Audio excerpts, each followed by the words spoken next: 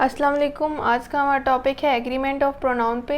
Lecture को start करने से पहले मैं बताती चलूँ कि आप मेरे channel daily dose of education को लाइक करें, शेयर करें और सब्सक्राइब करें और बेल आइकन पे क्लिक करके और वीडियोस को सिलेक्ट करें ताकि आपको नई आने वाली वीडियोस की नोटिफिकेशन मिलती रहे।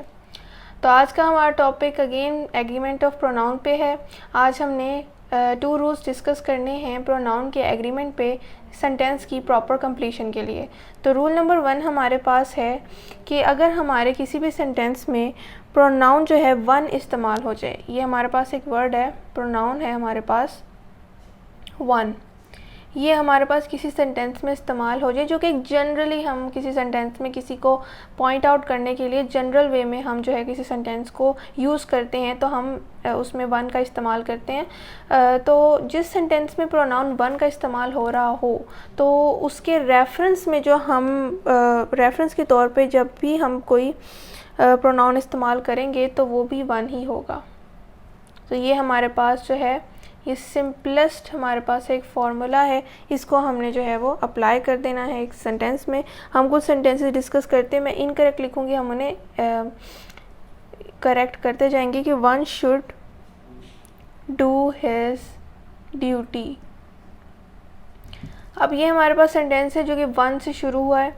एक जनरल वे में हमने बात की है कि जो है हमारे पास वन जो है उसके बाद हमने देखना है कि जो प्रोनाउन के तौर पे इस्तेमाल होगा रेफरेंस के लिए वन का, तो वो भी हमारे पास वन ही होना चाहिए।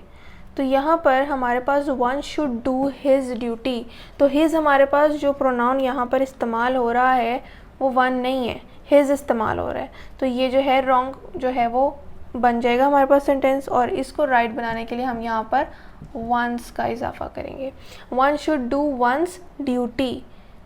वंस के साथ अपोस्ट्रोफी एस क्यों आया है? क्योंकि ये एक वन के रेफरेंस के तौर पे इस्तेमाल हो रहा है। इस वर्ड के तौर पे इस्तेमाल होने वाले प्रोनाउन को हम वंस लिखेंगे। मज़ीद एग्जांपल्स को डिस्कस करते हैं जिसमें हमें वंस का इस्तेमाल जो है वो आसानी से समझ आए और हमारा ये जो है रूल अप्लाई करने में हमें बिल्कुल क्लियर हो जाए। तो one should love his parents.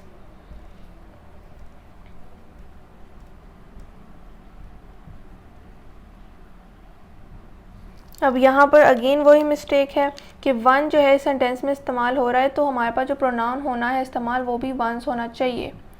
One should love one's parents, ये रेफरेंस के तौर पे इस्तेमाल होने वाला हमारे पास वर्ड है वो वंस होना चाहिए। और अब हमारे पास ये जो सेंटेंस है वो राइट है और अकॉर्डिंग टू आवर फॉर्मूला है। मज़ीद एग्जांपल डिस्कस कर लेते हैं ताकि हमें क्लियर हो सके कि इनकरेक्ट ही लिख रही हूँ। One often does not know what he is to do। ये हमारे पास सेंटेंस है। अब इसकी हमने जो है वो किस तरह इस सेंटेंस को करेक्ट करना है। वन का तो हमें पता लग गया कि यहाँ पर वर्ड इस्तेमाल हो रहा है। One often does not know what one he is to do. यहाँ पर हमें जो है वो एस नहीं लगाना, सिर्फ यहाँ पर वन का इस्तेमाल करना है क्योंकि ये कॉमन सेंस की बात है।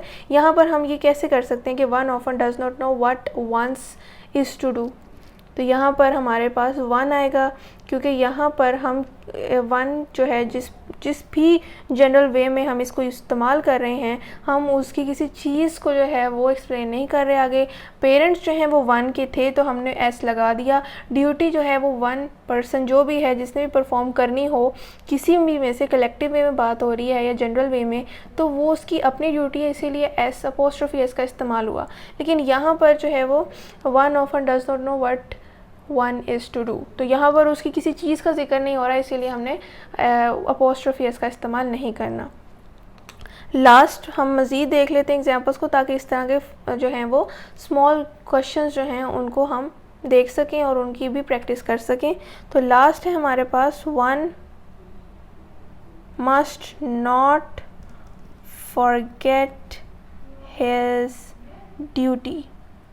अब यहाँ पर दोबारा जब हम वन का जिक्र कर रहे हैं जनरल वे में और उसकी ही कोई ड्यूटी है तो यहाँ पर हम दोबारा अपोस्ट्रोफी एस का इस्तेमाल करेंगे। हिज जो है वो रॉन्ग है, यहाँ पर वंस आएगा क्योंकि ये वन की ड्यूटी है।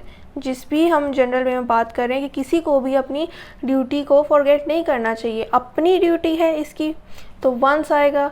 तो यहाँ पर हमारे पास वंस और वन के यूज़ का भी जो है डिफरेंस हमें पता लग गया।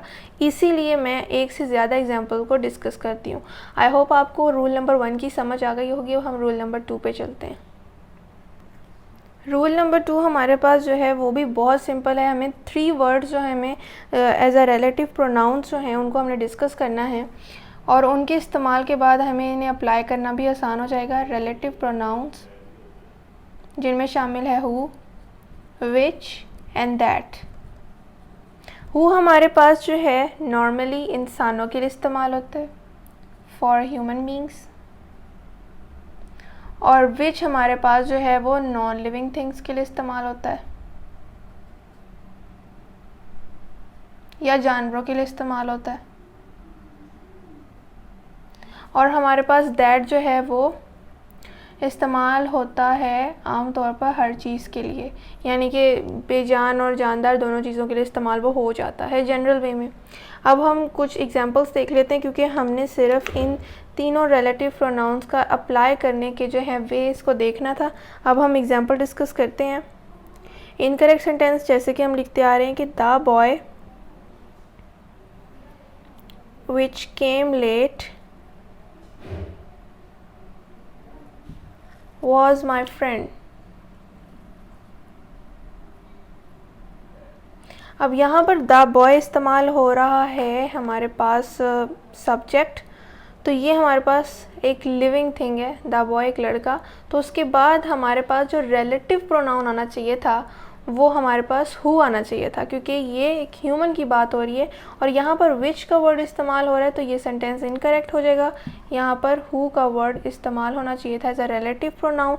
और अब हम इस सेंटेंस को अगर रीड करें, the boy who came late was my friend, तो ये करेक्ट सेंटेंस होगा और फर्स्ट हमारे पास जो फॉर्मूला है उसके मुताबिक होगा।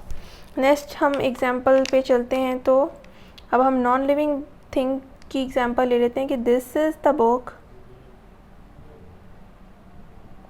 who I bought yesterday।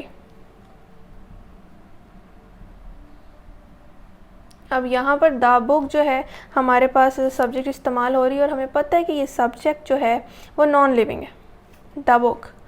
तो इसके साथ आने वाला जो हमारे पास रिलेटिव प्रोनाउन होगा, जिससे रिलेटेड होगा, वो भी हमारे पास इसके इन अकॉर्डेंस आना चाहिए, जो कि विच है और अकॉर्डिंग टू दिस फार्मूला है। तो विच हमारे पास यहाँ पर हमने देखना इस्तेमाल हो रहा है या नहीं। यहाँ हु इस्तेमाल हो रहा है जो कि लिविंग थिंग्स के लिए होता है, तो हम इसे रिप्लेस कर देंगे बाय वर्ड विच। और अब हम इस सेंटेंस को रीड करें, this is the book which I bought yesterday. तो अब ये हमारे पास अकॉर्डिंग टू आवर फार्मूला एक राइट सेंटेंस की कंप्लीशन हुई है। तो ये था आज का हमारा टॉपिक, जिसमें हमने एग्रीमेंट ऑफ प्रोनाउन को डिस्कस किया, रूल नंबर 1 और रूल नंबर 2 को। अगर आपको कोई क्वेश्चन हो तो आप कमेंट में ज़रूर पूछें। मैं फिर बताती चलूँ कि आप मेरे channel daily dose of education को लाइक, शेयर और सब्सक्राइब करें और बेल आइकन पर क्लिक करके और वीडियोज़ को सेलेक्ट करें, ताकि आपको नई आने वाली वीडियोज़ की नोटिफिकेशन मिलती रहे। शुक्रिया, अल्लाह हाफ़िज़।